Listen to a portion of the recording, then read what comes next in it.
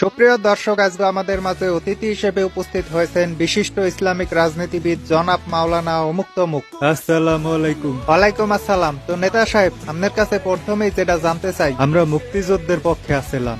কি মুক্তিযুদ্ধের পক্ষে আছিলাম আমরা, আমাদের রাজনৈতিক দলও আছিল। এটাই তো জানতে চান না?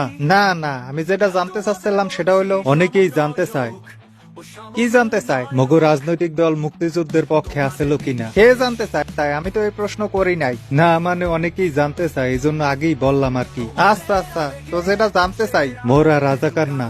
কি অনেকেই বলে যে মোরা নাকি রাজাকার আছিলাম। কারা বলে? আমি তো এই সম্পর্কে কিছু জিগাই নাই। অনেকেই জিগায়, এই জন্য আগেই বললাম আর কি, মোরা রাজাকার না।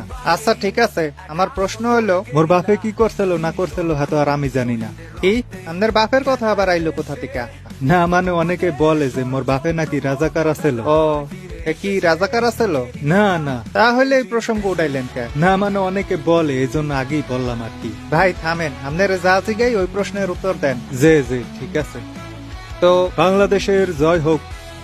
দেখছেন, রাজাকার হইলে কইতাম পাকিস্তানের জয় হোক, আর আমরা স্লোগান দেই বাংলাদেশের জয় হোক। রাজাকার হইলে কি এই স্লোগান দিতাম?